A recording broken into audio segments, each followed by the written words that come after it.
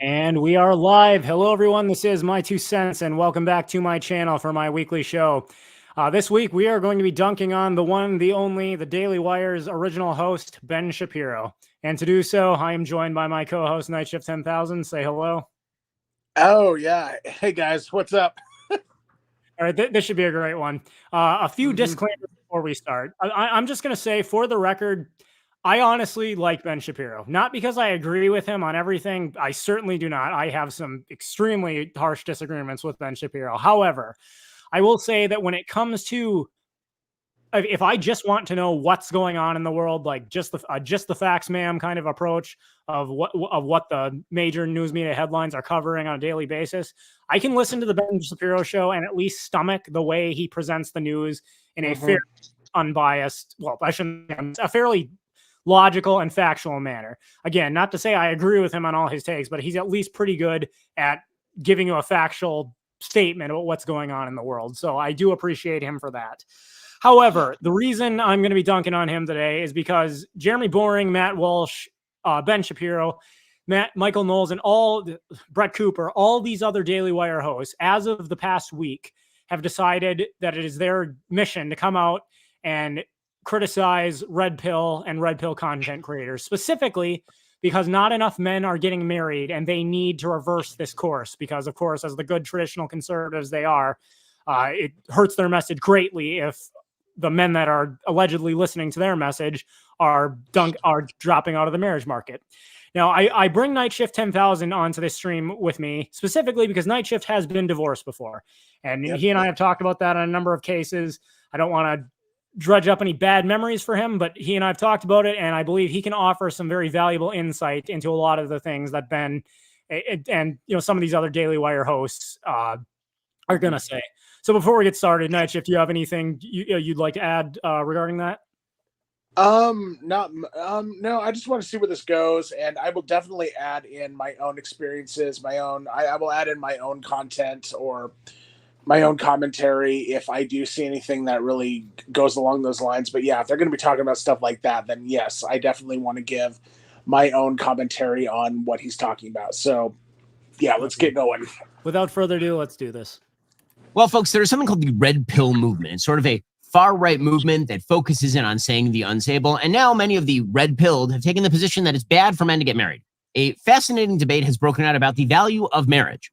It's really interesting. So there are a bunch of people on the so-called red-pilled right who have now suggested that marriage is bad for men, that men should not get married. Now, the case that they're is not the... Okay, before I let him go any further, I just want to clarify a few things. As I've said before, there are a lot of different groups within what would be called the red pill. You've got MGTOW, you've got pickup artists, you've got black pillars and incels, and all these other communities that consider themselves broadly part of the red pill, all of whom have radically different ideas about what men should or shouldn't do when it comes to issues regarding gender relations. So right from the start, it's difficult to address this without pointing that out. That being said, the red pill itself, as I've explained before, is merely accepting two things. Men are inherently polygamous. Women are inherently hypergamous. And this is, you don't have to like it, but this is how men and women inherently are. And understanding this, you look at the fact that we live in a modern culture that's been totally taken over by feminism.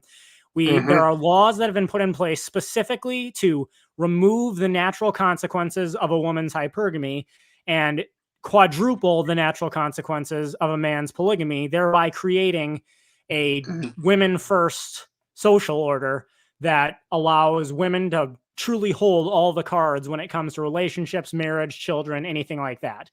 I don't personally know. I mean, there are certainly red pill content creators that would fall broadly under that umbrella that say men should never get married at all. There are some, but really, that's not the overarching message I've seen. What I and what other major red pill content creators that I believe know what they're talking about are saying is, under the current paradigm, the deck is so badly stacked against you as a man that whatever natural benefits do exist for marriage, they've been so diminished by the increased risks that exist under the current legal paradigm that you would be a fool to get married unless you have found a very, very special, taken extreme precautions to protect yourself from the modern paradigm. We're not saying marriage is bad. I myself there's a video series on my channel called Defending Traditional Marriage, in which I make a long defense. It was 4 videos long, where I defend marriage under the old paradigm. The problem is, under the current paradigm, those benefits have practically disappeared. And as a result, marriage is currently a bad deal and bad for men unless we get back to the old paradigm. That is what I think the red pill, or most red pill content creators, are saying. Exactly. And I want to add this myself. I do agree that is what marriage has become a bad thing. Yes, it has. And unfortunately, if you are a man in our modern paradigm of marriage, you will get screwed like 90 to 95% of the time in a marriage. And in all likelihood, you will end up heartbroken. You will end up alone. You will end up broke. And, I mean, because the thing about it is like, even from my own experience, and I'm going to be getting into this quick, even from my own experience, a woman can make the vows to love, honor, and obey. She can make the vows to love, honor, and obey her husband. In the end, nothing is holding her to that. She can and more than likely will leave you anyway at the first available opportunity. And because literally what happened between my ex-wife and I, the reason that she abandoned me, the reason that she left so abruptly, we had our first major argument in our marriage, and I myself profusely apologized to her about it, but she wasn't willing to hear it. She didn't want to hear it. And it was simply one large argument that led to the end of it. And it led to her literally walking out and trying as hard as she could never to speak to me again. And I mean, the thing about it is that there's nothing holding women to these agreements. There's nothing holding them there. And more than likely, if you're a guy, you're going to end up screwed. You're going to end up abandoned. You're going to end up ghosted. You're going to end up heartbroken. And again, you're going to end up broke. And unfortunately, that's just the way modern marriage right now is set up to be. So do I think that men should not get married now? I think we should. I think we should. It should either be guys not getting married, or if you are a guy, you really need to seriously consider this, because, and again, I'm going to go into personal experience. I got to know my ex-wife for like a year and a half, and that still wasn't enough, because I thought we were completely compatible, and it ended badly. And so even I thought that was enough. Even I thought, a year and a half of knowing her was enough. And it was not. And unfortunately, that's just the way the modern system is geared to be. And so from personal experience, yeah, I would say that either men should stop getting married as it stands now, or you need to be very careful on how you proceed. Okay. So to kind of sum up what Night Shift said, I think a fair summation is, and taking Star Raptor Flock's comment here, if a woman can make marriage vows on her wedding day, but if there are no actual consequences for her breaking them, the vows are effectively meaningless. Right. Exactly. All right, let's continue. The liberal feminist case that basically men are useless and terrible, and a woman needs a man like a fish needs a bicycle, or anything like that. The case that they are making is that the stakes of marriage have been changed by things like no-fault divorce, custody arrangements, the child support payments, and all the rest, spousal support. That basically the legal regimen has made it not a bargain for men to get married. Now, yes, and I think, Ben, that is a fair summation of what our case is. Agree with the critique of all of those policies. I think no-fault divorce is a disaster area. I think that the child custody arrangements that basically always go to mom no matter what, that is a serious problem. When you shift the incentive structure, there's a reason why the majority of divorces, the vast majority of divorces, are now initiated by women. That is not because in the past women were wildly abused and today they are wildly liberated. What that really is when you shift the incentive structure and it turns out that all the risk is now taken by men, women are going to be the ones who actually activate and push that divorce button. However, the red pilled have taken it one step further. And now that... Okay, so before I continue, again, I agree with everything Ben said here. He seems to more or less agree with the red pill case against why men should not marry under the modern paradigm. But now what is his response going to be? They're telling young men, you should not get married. It's too dangerous to get married. Don't get married.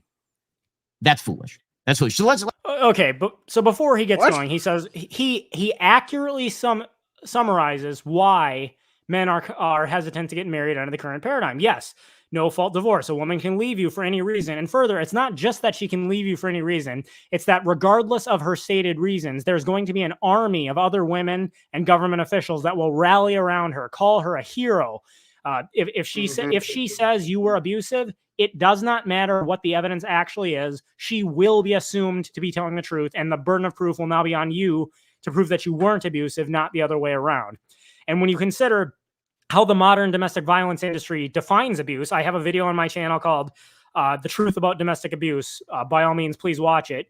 What you'll see is that the modern domestic violence paradigm was crafted by openly feminist professors who openly stated that their goal in building their paradigm was not to put an end to actual physical abuse, but to put women in charge of the household through force of law. Like they weren't quiet about this. This was exactly what they were trying to do. 80% of the time or more, women get full custody or primary custody of the children. Something like 97% of alimony payments go to women. These are all true things. And Ben says, but it's still foolish to not get married. So I'd like to use a little analogy here. And I think what Ben is going to go on to say, and I think what many other of these traditional conservatives say is, well, even if it's dangerous, your marriage can still survive if you do the right thing. And that is technically true. But here's an analogy that I think explains very thoroughly why this doesn't work. Imagine there's a road, you're trying to get from city A to city B. And there is a road that runs directly from city A to city B. It's well constructed. It's safe. There's a bridge that goes over the canyon. And all you got to do is stay on the road and be an adequate driver, and you can make it from city A to city B. However, suppose a huge hurricane, massive storm comes through, and now all of a sudden the road is littered with nails and rocks and avalanches, and part of the bridge is broken. It's kind of rickety. And now the average driver that gets on this road, it is almost certain that you are going to crash and die if you try to take that road from city A to city B. Well, suppose someone like Ben Shapiro or these other TradCons comes along and says, hey, wait a minute. An extremely skilled driver, some kind of, military special forces driver who's been trained how to drive through the wilderness and over explosive devices and all these things. Because of his advanced training and skill in driving, it's likely that he will be able to make it from city A to city B on the route despite all the risks. Now, is that technically true? Sure. Even on a risky route, it could be the case that with the proper vehicle and the proper training, someone could still successfully navigate this route from city A to city B. However, does it follow that because a extremely skilled driver with extremely sophisticated equipment could still navigate this dangerous route, therefore all drivers should just keep driving onto this route like there's no problem? Absolutely not. And that is basically what it comes down to. Is it still possible to get married and have a successful marriage under the current paradigm? Yes, it's possible. It can be done with if you've got the right people involved and the right measures are taken. But it doesn't change the fact that it is so inherently dangerous now that even the more skilled and properly vetting men and women who get married for the right reasons are still going to face the same problems. And there's no guarantee, no matter how skilled and well-trained you are, the more dangerous the route gets, there's no guarantee you're going to successfully navigate it. So it is outright idiocy for someone like Ben Shapiro to say, yes, marriage is an extremely raw deal for modern men. It's extremely dangerous. It could leave you high and dry, but it's foolish to not do it. I mean, seriously? Yeah, it's very hypocritical. And I want to go back to something that you said earlier, because it's so true how like abuse has become kind of like a buzzword sort of, and how like, it's not about, like when women are physically abused, it's about putting women at the head of the household. I'm not even kidding. I actually was able to speak to my ex-wife, and what she claims I did. Here's what she claims that I did. She claims that I beat her with my words. She literally claims that I beat her with my words. Literally what she was talking about was during the argument when she was claiming that she was going to go back to Florida.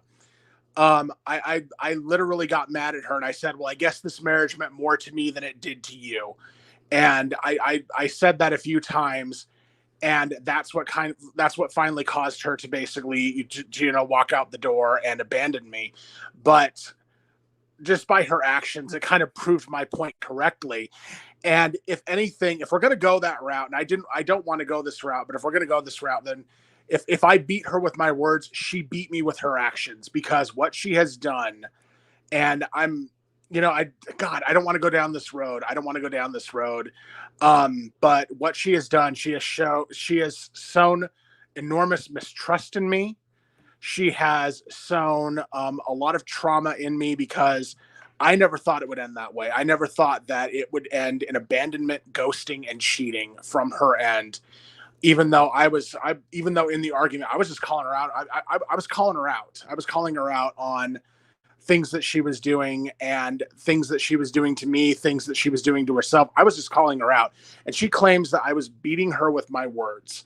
And even going further than that on the hypocrisy that she displayed during our marriage, or during the divorce, actually, pretty much with her, we had to be, before anything happened between us, everything had to be legal. We had to go through the courts or through a church to get married, and everything had to be legal. Everything had to be, stamped, signed, sealed, delivered, and everything had to be legal. But she claims that I divorced her when I told her the marriage was a mistake, and that I told her to go back to Florida. Those were two things I did not mean to say, and I apologized for them, and she was not willing to forgive me. And she claims that's when I divorced her.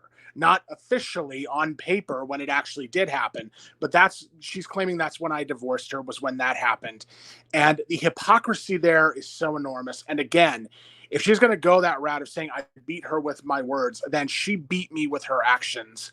And even her, and again, her hypocrisy, she literally said something along the lines of, when we started dating, she basically said something along the lines of, actions speak louder than words, Daniel. But when I basically said that to her, it was like it was like she was just going to ignore it and basically keep fooling around and shit. And again, you can say that my marriage is just a one-time case, that's anecdotal, but honest to God, I see this happening to men all over the place. It's not just me, it's everywhere. And again, it doesn't matter how long you know someone. You need to either be very sure about what you're getting into, or you need to not do it. But there is that.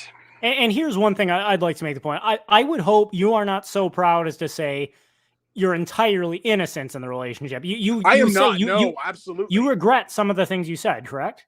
Oh, I know. I absolutely regret what I said. I own that I fucked up. Okay, I own that. I should never have said those things, because I did not mean them. I did not mean them. Yeah. But as you can see here, despite the fact that he's willing to admit, yes, I'm not perfect, I made mistakes, but I'm willing to work. Let's work together and get to a place where we can both be happy. It didn't matter. She had the unilateral ability to divorce him. And further, she said she tried to claim you divorced her by saying words that don't even mean I want to divorce you. But that's how she took them.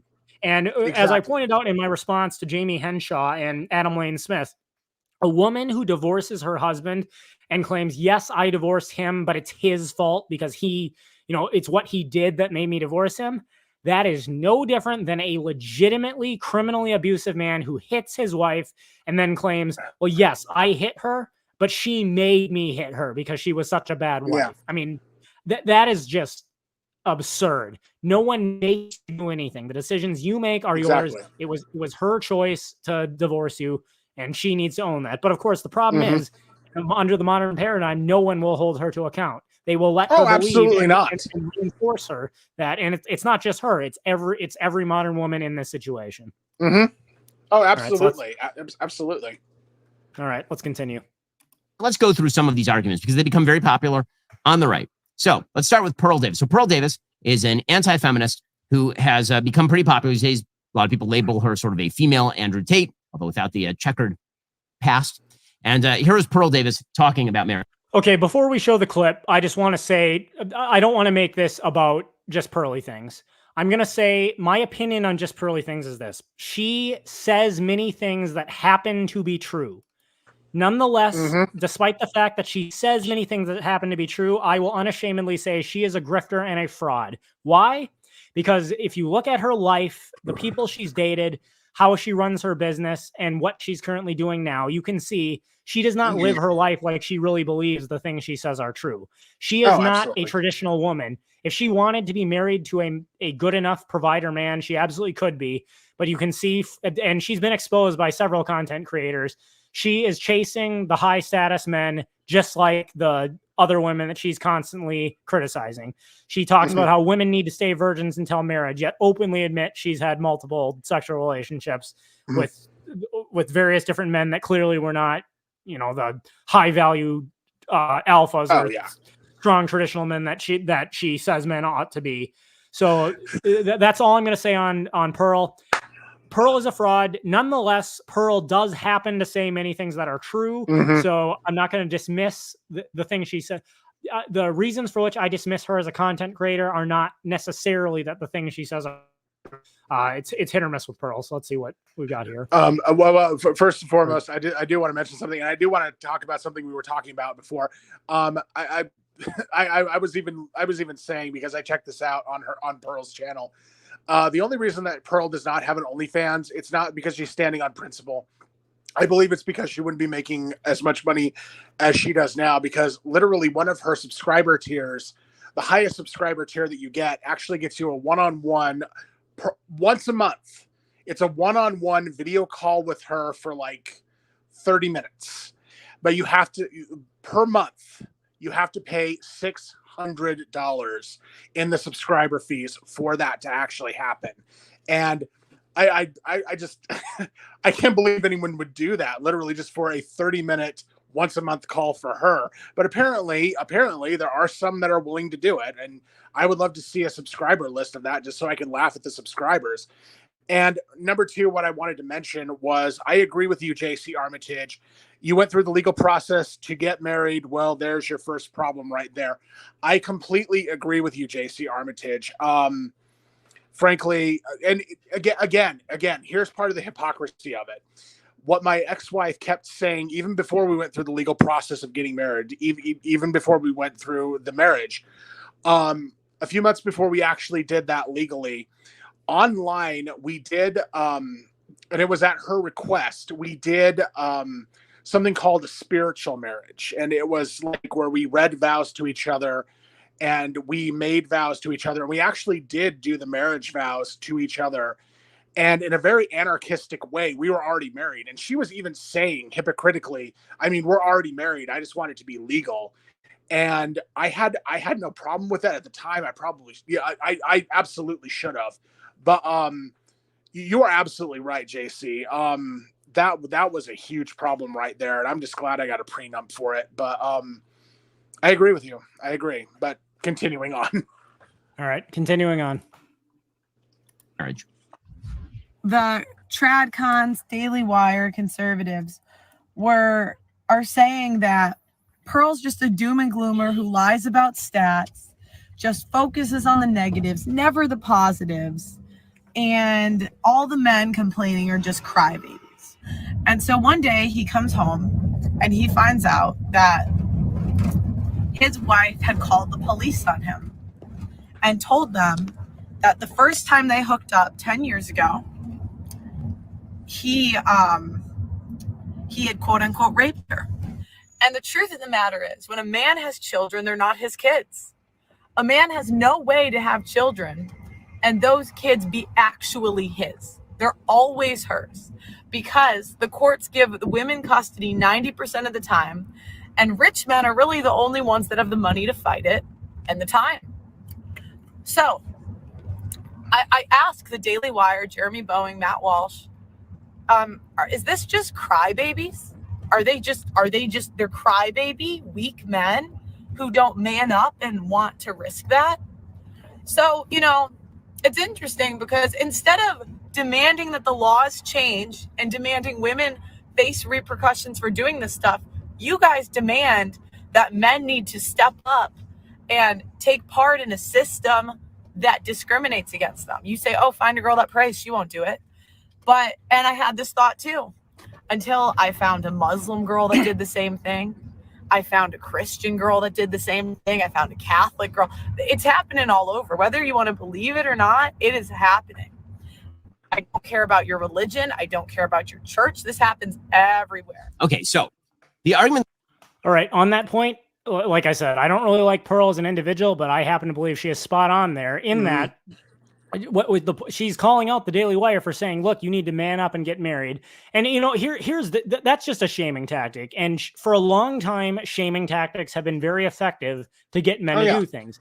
Men, we have an innate desire as men to want to be perceived by others, particularly women, as being masculine, as being ones who are going to protect them and stand up for what's honorable and righteous and be respected for that. And so if you accuse a man of not being manly, that is generally a very effective way of convincing him to do something because he wants to be perceived as manly.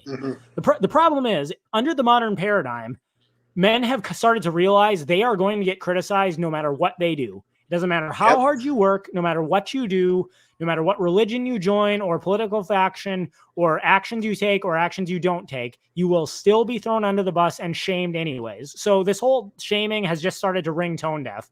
We don't care anymore whether or not you think we're manly, because when push comes to shove, if you can't deal with the arguments, you're just going to call us incels. And that's, and ironically, it's TradCons and feminists in unison making that same criticism. But further, there is a difference between bravery and stupidity. You can say that it is courageous to get married under the current paradigm, you know, be willing to take that risk, and real men take risks. But you have to remember, people who succeed don't just take risks, they take calculated risks. So let's suppose I am a black belt in like 100 different martial arts. Like I'm like Batman. I've trained my whole life and I am now the greatest fighter on the planet. So you know what I'm going to do? I'm going to challenge a grizzly bear to a wrestling match. Now, is that bravery or is that stupidity? That would be stupidity, honestly. Exactly. No. And that's basically where we're coming from. Under the modern paradigm, I believe that marriage is a good thing. Under the old paradigm, the problem is under the modern paradigm, the risks are so high that it's not just you need to be brave and take the risk anyways. That's not bravery. That's stupidity. Under the modern paradigm, it's frankly stupid to get married. Now, do I think there are never any cases you could? Not necessarily, and we're gonna get into that. But it's asinine to borrow a word that Ben Shapiro has used before. It's asinine to say that you should just go ahead and get married despite all these risks. That's not bravery. It's stupidity. It is. That she's making against it. All these marital policies, those are correct arguments, and nobody is disregarding the pain of men who have been wrongfully victimized under these circumstances where the incentive structure is completely stacked against them. That is true. However, the benefits of marriage are still unbelievable. It does matter who you marry. To pretend that there is no difference between the person that you marry, that it's happening with Christians and Muslims and it's all the same, that's statistically untrue. Okay, technically true. Now, I think what he's getting, the benefits of marriage, again, I think if Ben and I were to talk face to face, he and I would largely agree with what the benefits of marriage are under the old paradigm. Now, I use this example in my response to Jamie Henshaw and Adam Lane Smith, but let's suppose we live in a fictional country where marriage laws are drastically stacked in favor of men, to the point that basically under the law in this fictional country, a man may execute his wife at any time for any reason and then receive a $10,000 payout from the state for doing so. And if a woman said, whoa, I don't want to get married under those circumstances, what if the TradCons, the traditional conservatives in this country, said, hey, ladies, come on. The only reason a man would ever do that to you is if you were a bad wife. If you refuse to woman up and get married, it just shows you believe you must be a bad wife or you're not really wife material, because that's the only reason you would have to be afraid that this kind of thing would happen to you. I mean, that's ridiculous. Could you ever trust, no matter how pure of heart, no matter how righteous, could you ever trust someone so much that you would put the power of life and death in their hands like that, and that they could kill you at any time and get financially compensated for doing so? Yeah, it would be stupid. And I get it. That's an extreme example. That's not exactly what we're facing under the modern paradigm. But the point is, I mean, many a man has committed suicide after going through a divorce. That's horrible. I know not all men do it. I hope it. If there are any men out there thinking of doing something like that, please do not. But still, the fact that that kind of thing happens shows that the kind of effect it has on men. Again, is this a risk you're honestly, willing to take? I actually considered committing suicide after what happened. Honestly, I'm not even going to lie about it. I actually considered it. So I know what you're saying is true. So I'll let Ben continue. All right. There are things that you can do to mitigate against the risk of divorce, and the person that you marry is the chief mitigation. The truth is that in the Jewish community, we always have a backup plan in the sense that every marital contract is a prenup. Every marital contract is a prenup, right? A Jewish ketubah is a prenup. It guarantees certain levels of spousal support, for example. If you give a get, then it makes proper arrangements and all the rest. But one of the throwing out the baby with the bathwater is not the solution. So how about both? How about we revise the system of law? But also, in the meantime, you do need to find a spouse and get married to her. And okay, so here Ben is talking about proper vetting. Who you choose to marry is a big deal, and in fairness to him, he's right. Who you choose to marry is a big deal. But again, Night Shift, you say you knew your wife for a year and a half before you actually got married, correct? Absolutely. Okay. Yes. And that's not to say that you necessarily did everything you could have done to properly vet her. I mean, I'm sure if we could go over the situation, we could identify mistakes you made or things that you overlooked, which we all make mistakes. I don't say that to downplay what you went through or anything. But again, does Ben really understand the situation modern women are in is they can dissolve it. Well, no fault divorce technically goes both ways. Yes, men and women can both divorce at any time for any reason. But let's face it, under our current culture, if a man divorces his wife, he will immediately be showered with attacks. You deadbeat, you horrible father, abandoning your responsibilities. I don't care if you're no longer in love. You have a responsibility to your wife. You have a responsibility to your children. On the other hand, any woman, regardless of the circumstances, if she divorces her husband, the innate reaction of the culture is going to be, you brave, empowered woman. You go, girl. Did he hit you? Did he abuse you? I bet he did. And we're ready to provide police protection and support for you just in case. Don't worry. We'll get you full custody of the children. We'll get you alimony. We'll set you up with a community that will praise you and hold you up. Like that really is the modern woman. There aren't a lot of downsides to divorcing. And in fact, there are other red pill content creators who have done their own analysis, which again, I can't say these are gospel. It depends on what state you live in, the specific circumstances. But in a lot of cases, women will actually be financially better off once divorced than they were prior. That's not all cases, but in many cases, when the incentives to divorce are that high, can we really, is there anyone you could trust so much? No. I mean, it's Ben makes it sound like there are plenty of good women out there that you just got to find a good one. Really? Is it that simple? Now before we continue, I want to make a point here. I think you can still get married in this modern day and age if you find a good woman? Yes, but there are a couple of things at absolute bare minimum. There are a couple of things I would say have to be in place. Number one, she's got to be a virgin, and this has to be this. Because statistically speaking, one of the best indicators for whether or not she's a divorce risk is whether or not she's a virgin on her wedding day. Now, I don't mean just does she tell you she's a virgin? I mean, when you're dating this person, and I would say, okay, let's get each of your ex-boyfriends on the phone. I want to talk to them, and I want them to verify that you two never had sex. And of course, most women would think something like that's ridiculous, but think about it. Any employer who values a job they're trying to hire, they're going to, in a job applicant, they're going to call your past employers. And I think the same thing is in place here. Number two, so again, virgin. Well, or even better, go to a gynecologist and have them confirm that she's still a virgin. Go to actually get medical evidence of that.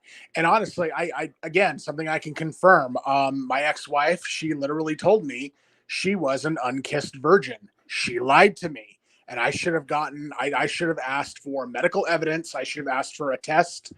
I should have asked for some kind of medical proof that she was herself still actually a virgin, and I did not. So I fell into that trap too. I actually fell into that trap, And I can attest that that is 100% real right there. And it needs to be better done. It needs to be better done. But continue, please. Okay. Number 2, what kind of man is her father, and what kind of relationship does she have with her father? Right. Bear in mind, a woman's much like a man's first introduction to women and what is his mother. A woman's first introduction to what men are, how men act, and how men are supposed to behave is her father. If she did not have a positive role model in her father growing up, it is highly unlikely that she will value the correct traits in men. And further, here's another thing. If she is close with her father and her father believes in traditional gender roles, if she were ever to divorce, ask yourself this question. If she were ever to divorce me, how would her father respond? If her father would go up to her and say, Sharon, or whatever your name is, I am so disappointed in you. I raised you better than this. You know that marriage is for life and you should not be doing this to your husband. If that's the kind of man her father is, that, again, it doesn't guarantee, but that would be a significant mitigation of risk. On the other hand, if she has a poor relationship with her father, or has only negative, or her father she didn't even have a father around growing up, huge red flag. Not someone I would go ahead and get married to. And then finally, beyond that, as Ben said, you need to actually have a community, particularly a religious community. And I think here is one thing Ben does get right. Jewish communities, Christian communities, other conservative religious communities that have people surrounding them that have the same traditional views about marriage and will socially shun men and women for divorcing for frivolous reasons. That is a mitigating factor. Again, none of it guarantees the relationship will succeed, but these are all things that definitely would help. And then, of course, finally, getting a prenup. Now, as some in the chat have already pointed out, prenups will often get thrown out in the legal system. That is unfortunate. However, I would say a woman who is willing to take the time to go with you, to pay the money to see a lawyer and get a prenup, not to protect your assets, not to protect her assets, but to ensure that there are actual consequences for breaking the vows. Her willingness to do that is at least another green flag.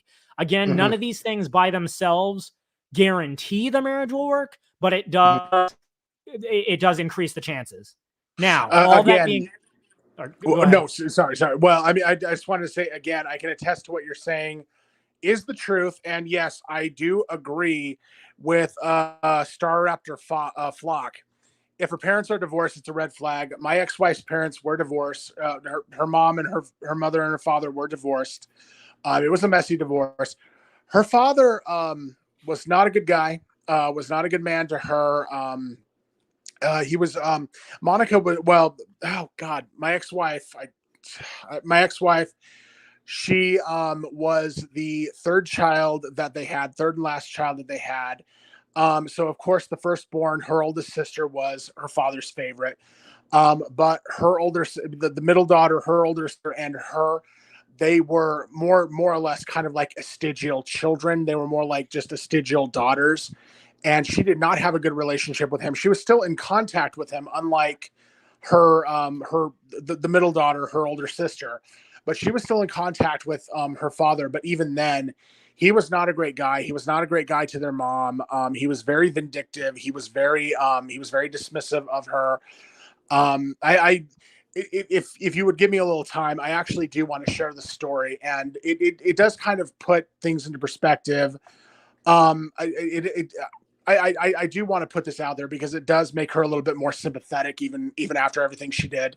She actually told me a story about how she had an interaction with her father. And now her oldest sister, of course, the favorite child, was very into horses. She was like an equestrian girl. She was a horse girl, and she loved horses. And my ex-wife always secretly at a young age loved horses, but she never told her mother and her father. And so finally she decided to tell her dad that she wanted to get into horses like the oldest sister. And she got her piggy bank. She basically got her piggy bank, and she went into her father, who was working in his office as usual. He was on a phone call. He was working in his office. And she went in and she got his attention, and she said, I want to get into horses like my oldest sister. And she held out the piggy bank, and she was like, is this enough? And she knew that her father was very tight with money. She knew that her father, you know, he was a penny pincher basically. And she was trying to pull at his heartstrings. She was trying, you know, we all did it as kids whenever we wanted like a new toy, or whenever we wanted like a new video game or something. We all kind of did that. We all kind of did that as kids. We're all kinds of guilty of that as kids. But she was doing this for something that was really strong in her heart. She did this for something that she really loved. And he simply looked at her holding out the piggy bank. And he just simply said, "It's not enough, get more." And he went back to working in his office, and he shattered her. He literally shattered her. And I can see that being true.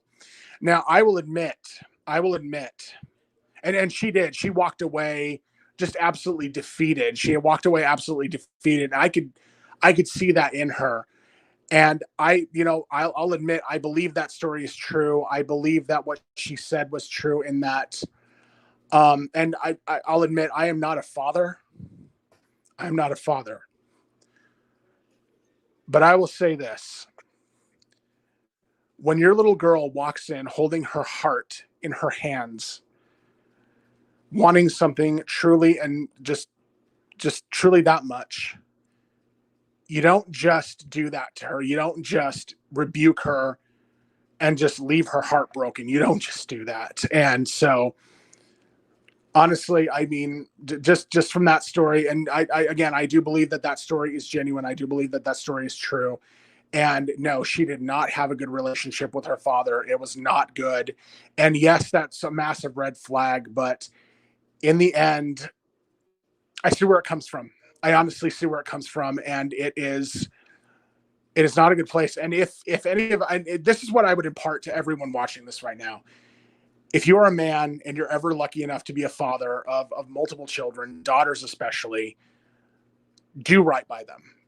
Do right by them. And again, when your daughter comes in with with something she genuinely and deeply wants, when she comes in holding her heart in her hands, do not reject her. Listen to her and be her father. That's what I'm going to say. That's all I'm going to say about it. But yes, what you said is definitely true. My 2 cents. And yeah, you do have to look at that. All right. Well, thank you for sharing that story. Absolutely. So to sum up what I'm saying here, I think those are all things that if every single one of those things were in place, I might decide that this woman is still worth the risk under the current paradigm. Now, however, let's be honest, the amount of women that are going to meet all those characteristics in this modern age is pretty low. The odds that you find a woman for which all those things are true, she's a virgin, positive relationship with her father, part of a small religious community that socially enforces this and is willing to get a prenup. Not every man is going to be able to attract a woman like that. That's right. Unfortunately true. And granted, like, I'm not perfect. Any man out there is going to have flaws. So not every man is going to be able to find that woman. That being said, I would say if you can't find that woman, then unfortunately the rewards do not outweigh the risk. Therefore, it is not okay to just marry any other woman under the current paradigm. So Ben is technically correct. Yes, if you can find a woman who meets all these characteristics, it may still be worth the risk. One thing he's not going to address is how many women in the modern population actually meet all these characteristics. And further, considering it's such a small amount of women, is it really reasonable to expect the number of conservative right-wing men that you are trying to reach to just marry women who exhibit tons of red flags anyways? Does the risk outweigh the reward? That's not something he's going to address. And I think that's a major problem with what he's trying to say here. Exactly. And if what it requires for you to feel comfortable doing that is to shift away from the state mandated law and toward a contract arrangement, then do that as well. Right? We can have churches that sponsor that sort of thing. Because the truth is that those are enforceable contracts in court very often, the pre-custody arrangements and all the rest of that sort of thing. I want to go through some of the stats with regard to the benefits of marriage, because I think that it's also possible to exaggerate how bad things are for men. That doesn't mean they aren't really bad for men who end up divorced, or that women aren't divorcing men at an incredibly high rate overall, or that women aren't initiating the vast majority of divorce. Like, again, I agree with many of the critiques of current marital law. I agree with a lot of that stuff. The problem is that when you take it so far that you say that the solution for men is to not get married, now what you have done is you've created a second order effect where unmarried men become actual menaces. Okay, the reality is that men channel their aggressive drives toward building, or they channel it toward destroying. And a system in which women are unmarried and men are unmarried, that's something that the left wants. And if you acquiesce in that, then you actually end up destroying the very fundamental basis of society that allows for the growing and building of a society beyond the leftist principles. Okay, I let him go there because I think he's onto something. And yes, I would agree. In principle, it is better for men and women to be married. But again, if like he's saying, if men just stay unmarried and women stay unmarried, men's aggressive drives are going to drive them to either build or to destroy. And essentially, this is what everyone talks about with the so-called incel uprising. And this is something the community of incels has talked about before. And these few, lone wolf type, well, let's not talk about anything that's going to get this stream banned on YouTube. But basically, people who are going to do bad things because they can't find relationships. He's arguing that in a society where men and women stay unmarried, the odds that men do bad things goes up. Well, I would say this. Women are already doing bad things to men. So what if they do get married under the current paradigm? A lot of them are going to, at least 50% or are going to end up getting divorced and going through these problems anyways. How is getting married under the current paradigm with all the risks involved somehow a preferable solution to just not getting married? I think, again, it is, if you could find the right girl to get married, it would still be worth it. But if you can't find the right girl, then you can still live a fulfilling life as a single person. Now, from my own personal religious convictions, I think even a Christian man can live a God-honoring life as a single person. The Apostle Paul talks about that. But I know not all my audience are Christians, and people of different religious viewpoints can, or no religious viewpoint for that matter, can still live fulfilling lives without being married. So if the risks, if the rewards don't outweigh the risks, don't just take them for the heck of it. The world in which people get married and get divorced is no better, in my opinion, than the one where they just stay unmarried. So I'm sympathetic to what Ben's saying here. I think a society where people get married as a general rule is going to be a better society. But unless he's actually going to start vigorously advocating we fix the modern paradigm, that we get rid of these laws, and that in the meantime, we don't foolishly enter into marriages that are likely to fail, who is he helping? No one but himself. And honestly, the women that are watching his channel, because when push comes to shove, I can see Ben Shapiro is a very intelligent person. I can't presume to say what his true motives are, but I have to believe that in part, the reason Jeremy Boring and Ben Shapiro and Matt Walsh and all these other talking heads are so passionate against the red pill is because they know that a major portion of their audience is women or blue-pilled men that are married to women that are going to get angry if they start agreeing with the red pill. And let's face it, everyone is financially interested to some degree, but at least I do this as a hobby, not for a living. I'm going to tell you what I think, and I really don't care if I lose money over it. On the other hand, someone like Ben Shapiro could suffer greatly if he pisses off the wrong part of his audience. Does he really believe this, or is this what he needs to tell a portion of his audience to keep the money coming in? Good question. Honestly. Yeah, good question. I can't know that. Only Ben can answer that question. I don't presume to know his motives, but it's something to consider. Right. My answer to Pearl is both and. But yes, get married, and also we should work to change those laws. But the one has to come before the other. You can't tell men en masse to get married until the laws get fixed, unless they find one of these rare women where all the circumstances we discussed are in place. And again, that's such a small portion of the population. You can't just blanketly tell men to get married when the vast majority of men are not going to be able to find a woman who meets all those characteristics. Right. By the way, the way that we date has an effect on how we get married and who we get married to. I mean, when I dated my wife, we went in knowing as we began to date that we were not going to sleep together until we were married. We knew for a fact that we were going to have long conversations about things that mattered. And this is, by the way, the best available data suggests that this is how you end up with a tangible, durable marriage that lasts a very long time, is that everybody has to be committed going in. That value, when you put values at the center of dating, that obviously doesn't mean that you're going to be impervious to the possibility of divorce, but it does mean that your chances of divorce are really a lot lower. Okay, fair enough. He's correct on this point. Again, I would still add in all those other factors we just talked about, but he's not wrong. Being deliberate in this sense is helpful, but it doesn't, again, when the incentives for women to divorce are so high, could you ever trust someone enough that you'd be willing to go into it? Only you can decide for yourself. I mean, heaven forbid that I would tell anyone watching you should or should not get married. Ultimately, that's your decision to make. MGTOW is all about you deciding what's best for you. Just make sure it really is what's best for you and not you're only doing it because you were shamed into doing it and told you have to get married, which is what people like Ben Shapiro would have you believe. A lot lower. Now, I don't want to rip on Pearl here, and I don't think I am ripping on Pearl, frankly. But there are a bunch of other people who are making similar claims. So, for example, Brian Atlas was on the Whatever podcast, and here he was talking about marriage. Would you consider a prenup? Prenups are regularly thrown out all the time. They're typically non-enforceable, especially the longer the marriage goes on, the less likely they are to be enforced. Men get absolutely destroyed in marriage and in divorce. Financially, when it comes to the kids, women are more likely to get custody.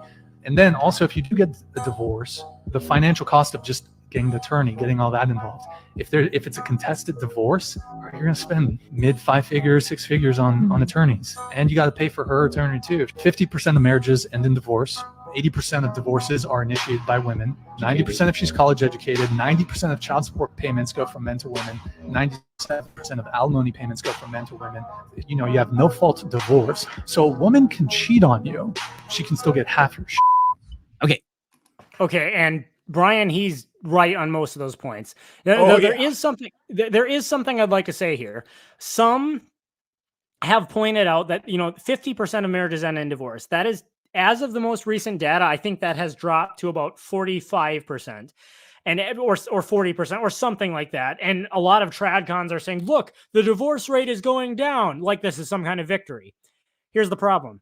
The rate of people getting married is also going down. So while it's true that slowly but surely the percentage of marriages that are failing is going down, also the number of people in the population at large who are getting married is also going down. So that is not the flex that people think it is. Right.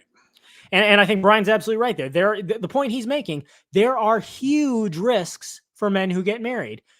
Can you ever trust someone so much that you're willing to put them in a position where they truly hold all the cards? They can do this to you at will and you'll have no recourse.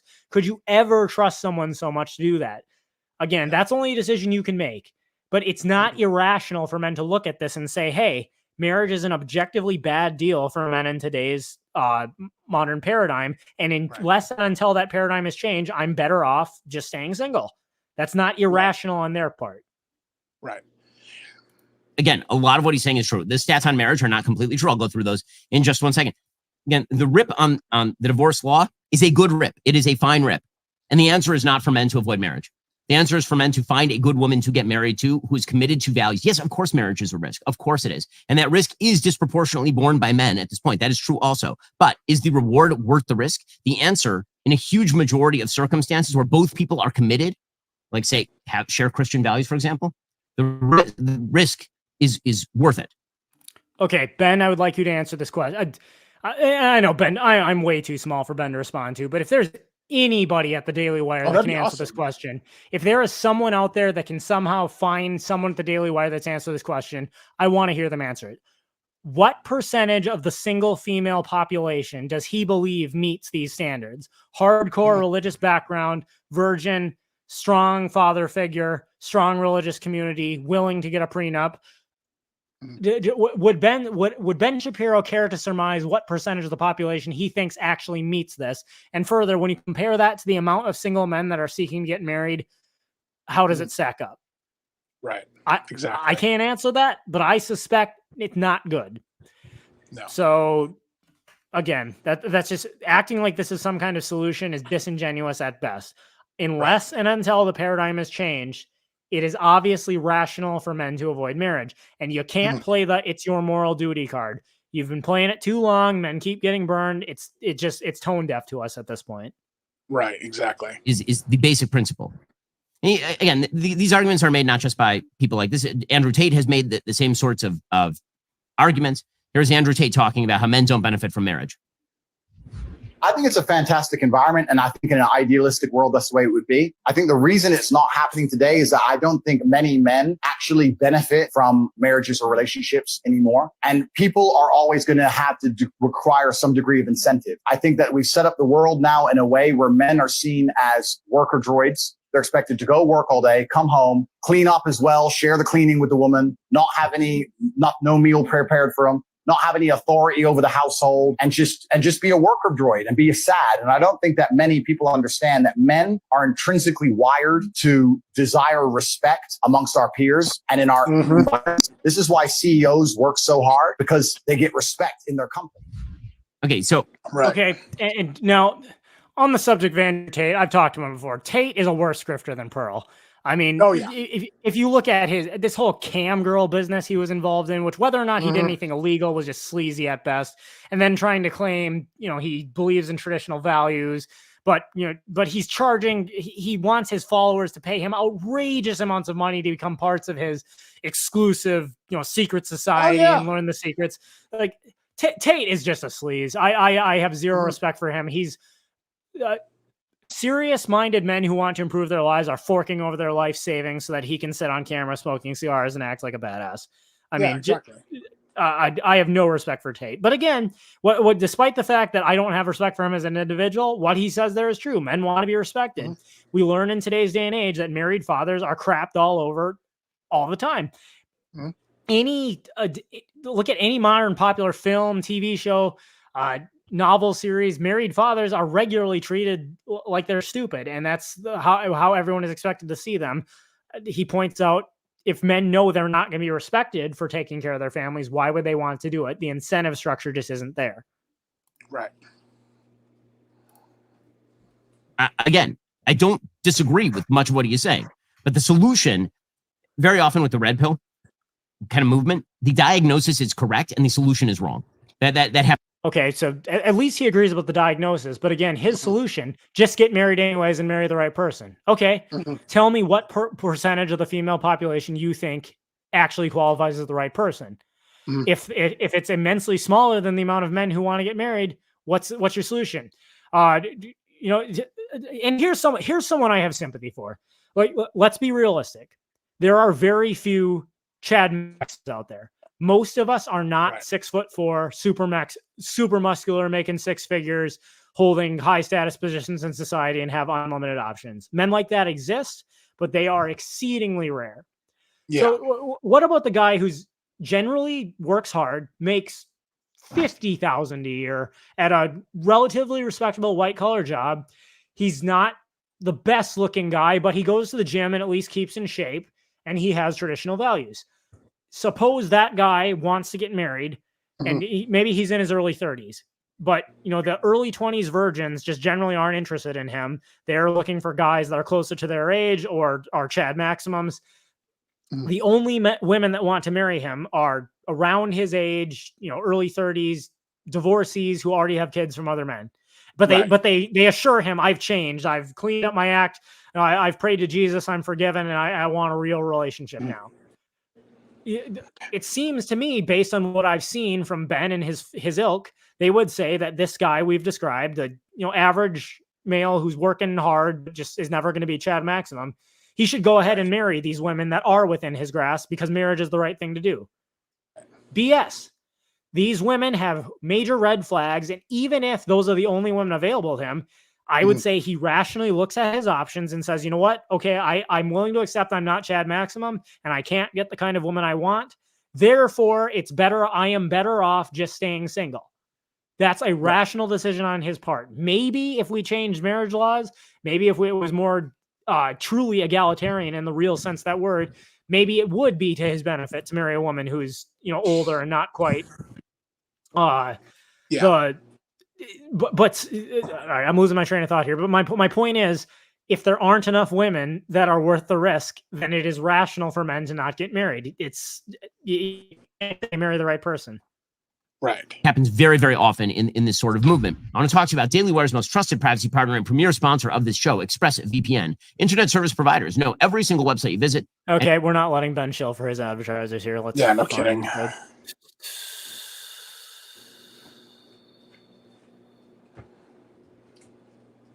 All right. Sent the product down to the offices. Our staff is loving it. Go check it out right now. Shopbeam.com/Ben. Use code Ben and get 40% off. The reason, by the way, that Pearl and the rest of the Red Pill movement think the way they do is because of arguments like the one that a person named Destiny makes with Pearl in this particular clip.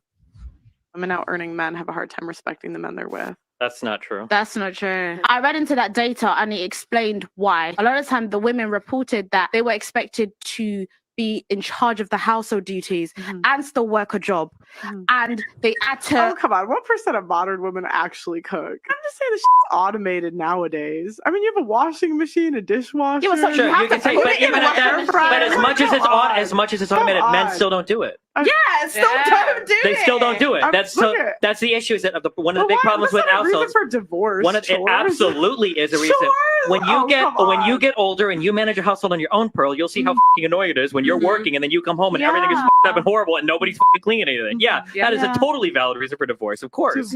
Chores, to break up a home, Pearl, a family. Have you lived in a filthy home before? Like, it's so funny because like lifelong friends from like. Okay, I'm just gonna apologize to everyone right now. This back and forth, I'm not following it at all. all I can say is they're arguing about who's supposed to be doing the housework. Same here. Destiny's god awful blue hair is just it's making me lose track of everything. Okay, we'll keep playing it. Hopefully we pick up on something that's fun here. Like grade school, high school will dorm in college and then hate each other forever over like bad dorm roommates, and that's not even a relationship. So yeah, of course I think stuff like this is perfectly valid. I think splitting up duties in the household is like one of the most important parts of like a relationship because it's where you're spending most of the time together. This is why I say people get triggered when I say I don't think you're even dating until you live together, because until you live together you don't really know who the other person's like, and once you start living together and you see what the household duties are like, then you get a feel for what the relationship is. So what Destiny is saying here is totally crazy. Okay, the idea that you get divorced, let's say you have kids, you get divorced because you can't split up who handles the dishwasher is nuts. And comparing marriage to roommates, college roommates, yes, because you don't expect to be roommates with your roommate for the rest of your life and have children with them, generally speaking. A marriage is not supposed to be a contractual arrangement that is purely about who shares household duties. It's supposed to be about building a household. So it's that attitude toward divorce that is making the Red Pill crew basically say, okay, well, if that's your version of marriage, then I'm not in. I agree. If that were my version of marriage, I would not be in. The point. Yeah, and I would agree. But on this point, there's some. This is kind of a side measure, but I'm going to point it out here. Yes, unfortunately, in the modern economy, many times a husband and a wife both have to work in order to make enough money to support their household. You can thank government policy for that, and you can thank socialism for that. Go back to the free market economies. Unfortunately, the U.S. never had a truly free market economy. But go back to the 1800s, the early 1900s, before the institution of the Federal Reserve, and look at how many women needed to work in order to support a home compared to now. Yeah, so that problem is largely brought on by government. And unfortunately, hate to have to point this out, but I'm going to. Ever since women were given the vote, larger, more intrusive socialist type governments have greatly taken off. Don't think for a second that the people who voted to give women the vote actually cared about women giving a voice. They cared about accumulating power for themselves. All right, so there's my rant, but we'll keep going. And that shouldn't be in marriage. Just really quickly. Just like I just want to say really quickly. I like that. I like that Pearl sells the women shouldn't vote. She showed the shirts that say women shouldn't vote. I would agree with her, but I would add in one thing: no one should vote. No one. Indeed, democracy is two wolves and a lamb voting on what's for dinner. Yeah, exactly. All right, we can keep going. The current version of divorce shouldn't be anybody's version of divorce. And I want to give you some stats that demonstrate that not all marriages are created equal. Not all predicates for marriage are the same. So Brad Wilcox, who is a social science scholar on all of this, he has a book called Get Married, and it's all about marriage and divorce. And here are some of the facts in that book that are well substantiated by the data. The number one factor in predicting a high-quality marriage is perceived partner commitment. If you believe that your partner is deeply committed to the marriage, you will be deeply committed to the marriage, which is one of the reasons why it really matters how you date. It really, really matters how you date. So I agree that in a context where you're picking up a girl at a bar and then you live together and then you get married to her, that's a very risky situation. You put yourself in a situation that is very risky, but that is not how I've ever recommended dating. That is not ever how I've recommended getting married. It is all part of a holistic view of how male-female relationships work. If you just take marriage as an institution and you just throw it out there, and however you date is supposed to be equivalent, that of course is not true. I think it's fair to say how we date has been largely influenced by modern culture, though. There was a tweet on my Twitter page, excuse me, X page. I keep making that mistake, about my own experience working as a college security director and how difficult it is for men to approach women to date in today's day and age. How I've talked in the past about how online dating has wrecked the system and allowed female hypergamy to run roughshod. Ben's like, you've got to date the right way. You talk about how modern culture and modern law has wrecked the dating field. I mean, even that doesn't fix the situation. Right. Women who attend church are 50% less likely to divorce. For example, so when you heard Pearl earlier talk about, for example, I've seen Christian women do, I've seen Muslim women. Yes, but the question is likelihood. You can always find somebody in any group who does X, Y, or Z. The question is, how often does that happen? How do you mitigate your risk? I'm just going to say, I say this as a Christian, a lot of churches are fully taken over by feminist ideology. They don't openly say it, but they absolutely are. So even if you found a woman in church, don't assume she's not a feminist. She likely is.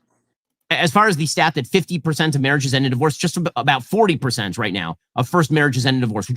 But that's taking into account the fact that marriage rates themselves are going down drastically. Is way, way too high. It's also down significantly since the 1980s. But again, it's not equivalent between groups. Ben, are you going to mention the fact? Yes, the divorce rate's going down slightly. It's still way too high, like you said, but the number of people getting married is correspondingly going down. So that doesn't really help your case. Right. College-educated parents' risk of divorce has fallen by about 25% since the 1970s. And here's a good stat. Almost 90% of their children, for college-educated parents, are being raised in married, largely intact families today. So it turns out that there is actually a formula to a successful marriage. It tends to be conservative, religious, highly educated. Those would be like the biggest things that are going to affect. And I think whether he said it or not, that was college-educated parents who are still together. So it's already been pointed out. If the person you're dating, if their parents were divorced, that in and of itself is a red flag. Oh yeah. Whether you end up staying married or whether you end up divorced. By the way, another factor that ends up determining whether you stay married or end up divorced is, again, about the nature of the marriage. Do you have kids? Marriages with kids divorce far less often than marriages without kids. In fact, the divorce rate for couples with kids is about 40% lower than the divorce rate for couples without kids, which makes sense because you have less investment. Once you have kids, then actually it damages another party for you to get divorced over the dishwasher. And then somebody else pays for your... Okay, on this point, I suspect this is probably true in as much as once kids are involved, neither parent necessarily wants to harm their children in the divorce. Nonetheless, does it change the fact that, and if you can watch, I have all the citations in my Defending Traditional Marriage series, married parents with kids who do get divorced tend to scar their children for life. The likelihood that the likelihood that children of divorce will have problems in school, mental health problems, early sexual contact as teenagers, that will themselves get divorced. I mean, shit rolls downhill. I don't know how else to say it, but even if that's the case, that having children technically reduces the risk of divorce, I would not therefore tell couples out there, if you're considering divorce, you better start having kids fast because it'll lower the chance of divorce. Because if you have kids and get divorced anyways, the likelihood that you screw those kids up in the head and make their lives turn out way worse goes up substantially. So, I also wanted to comment on something. Just really quickly, I wanted to comment on something. Starter After Flock said finding a needle in a haystack. I would say it's more like finding a special needle in a big stack of needles. That's what I would say. It's more like, it's far more difficult than even that. So, but that's my little rant. So please keep going. And on this, Jess Sim says, I'm going to disagree on highly educated, and Solo Knight points out college educated women initiate 90% of divorce. Yeah. So I wonder, and I suspect there's a reason Shapiro's not pointing this out because he doesn't want to piss off his female audience. But I suspect that highly educated part probably more so applies to the father than the female, especially considering the fact that, as Solo Knight pointed out, studies have borne out that if a woman is college educated, it actually increases the chance that she will divorce you. 67% of college-educated conservative parents are still in their first marriage. So are 70% of moderates and 68% of liberals. And again, the number of newly divorced people per 1,000 married Americans has declined pretty markedly since the 80s. It was 22.6 in 1980. It is 13.6 today in 2021. I'm going to point out, though, that that doesn't count for the fact that back in the 1970s and 1980s, living together while being unmarried was still a social taboo. It is not so much today.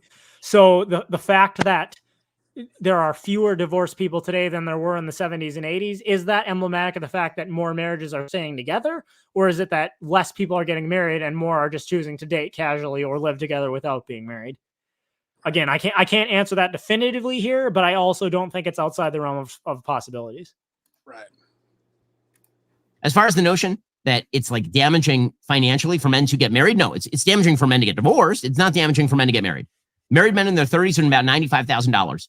If they're cohabiting, they earn about $68,000. If they're single, they earn about $42,000. The average marriage premium in household assets is more than $290,000 for a stably married man. So again, I think what people are actually arguing about over here, to be fair to the Red Pill crew, I think what they're actually arguing about is divorce. And so the question is, are you more likely to stay married or are you more likely to end up in a divorce situation? And that is a fair question depending on the process that you use for dating, in the cultural milieu in which you live. Yes, Ben, it's a fair question. But again, of all these, you've listed all these factors. So long as you take these things into account, you can still have a successful marriage. What do you think the statistical probability is that you're going to find a person who meets all these characteristics? And further, as a man, if again, let's go back to Joe Beta-Male, the guy we talked about, who he's not a bad guy. But he's not the best looking guy in the world. He works hard. He goes to the gym, and he's worked hard enough to be attractive enough for women in their 30s who already have kids from other men. Does Ben believe he has a moral obligation to marry one of these women within his wheelhouse of possibilities? Or does he look at the possibilities and rationally conclude, look, it may be the case that there are women willing to marry me. Nonetheless, they do not objectively benefit my life, and the risk of divorce is high, i.e., I'm better off staying single. That's the point. That's the whole point. No one is saying that I don't think hardly anyone in the Red Pill is necessarily disagreeing with Ben here. Yes, if you could find the right person, it might still be worth the risk. The problem, there are so few right persons and the risks are so high that honestly, I'm objectively better off just spending my life doing what I want to do for my benefit, rather than trying to get married to someone who's not worth it just because people like Ben Shapiro tell me I have a moral obligation to do so. I don't. I have no moral obligation to put my life and my well-being on the line for someone else than I have an obligation to offer a bed and a hot meal to a homeless person who comes knocking on my door. Would it be very nice of me if I did? Maybe, but it doesn't mean I have a moral obligation to do it. Right. All right. We're getting close to the end here. In the community where I live, an Orthodox Jewish community, not a lot of divorce, like very, very low divorce rates. Why? Well, because everyone is religiously committed, because everybody goes into marriage believing it is a sacred bond that actually matters, because people don't date for sex. People actually date looking forward to the day when they will have kids together, because every family in my neighborhood has 4+ kids. Those are, and in fairness to Ben, I agree. I think Orthodox Jewish communities, traditional Christian communities, these are some of the communities that have the best chances because they still have that social group that's going to socially enforce and criticize people if they try to get divorced. Again, it's not a guarantee, but he's at least right in this point that some of those communities have the best chances for success. Doesn't mean that that's going to fix the problem overall when the legal paradigm is what it is. Right. What are the preconditions? But if the idea here is that your basic binary is, are you going to be married or divorced? Divorced is typically worse than never married, and married is way better than both divorced and never married. And so, yeah, it's a risk. But is it a coin flip? I don't think it's a coin flip. I think it is a decision that you have to make as to what kind of person you wish to date, how you wish to date that person, what kind of relationship you wish to build, and how seriously you take that commitment in the first place. Do the laws need to change? Absolutely, they need to change. They're garbage. I totally agree with that. It is easy for men to be victimized under these circumstances. It's so easy that you should not enter the risk. Let's look at some of the upsides and the downsides. Here's a chart from Brad about opioid overdose deaths by gender, educational attainment, and marital status. And what you see is that okay, I'm just going to say, I'm not terribly impressed by these kind of graphs. Is it technically true? Yes. But again, as Ben already pointed out, these are couples that stayed married compared to those that got divorced compared to those that stayed single. None of these things by themselves directly relate to whether or not you're going to get hooked on opioids.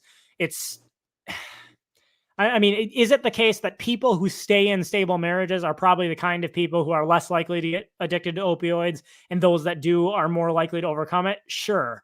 But I don't think a second that overcoming opioid overdose is directly related to being in a marriage. Not sure if you have anything to add on that. No, just keep going. All right. Yeah. among men, if you are single, never married, what you see is that the opioid overdoses per 100,000 age 25 plus, it's like 25 for single, never married men. It is even higher for divorced men. And it is extremely low for married men. Really, really low for married men. And again, are you going to be one of the people who gets divorced or not? One of the things you can know going in is you will never get divorced. And then you have to make sure that you marry a woman who will never get divorced. And we can't. Yes. But again, the costs for men are very high. No matter what, you know, you're going to be crapped on by society. You're going to be called a deadbeat and abandoning your responsibilities. And you're going to pay alimony, child support. You will be punished as a man if you get divorced. Your wife will not. The same consequences that will be enacted against you if you divorce do not apply to her. So given those circumstances, can you truly trust someone enough that they're not going to take that? It's something you got to decide. And Ben, yeah, like you say, date well, date the right person. How many women, what percentage of the single female population, Ben, do you really think meets all these characteristics you've had? And further, how are you going to meet them and date them in a paradigm where a man can practically get arrested for making a woman feel uncomfortable? I mean, the dating market has been wrecked by the law too. So even Ben's advice of date well doesn't necessarily apply, considering it's a lot harder to date than it used to be. Exactly. Can't pretend that divorce sort of falls on you like rain from the heavens. That's not right. The person this is why I give dating advice all the time. My number one dating advice: date for values. Date for values. In the end, that's the only thing that's going to remain. Are you tired of the lies and the... Okay, that brings us to the end of the video.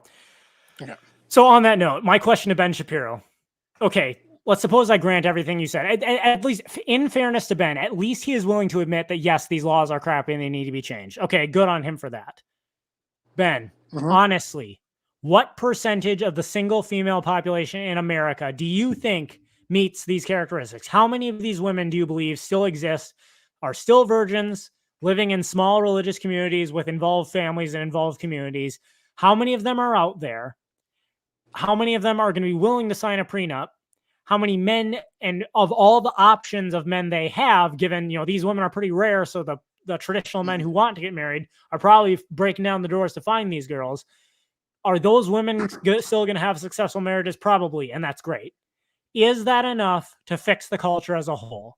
Is that enough to get the number of men we need getting married to actually continue on the next generation in the society as you see fit? Right.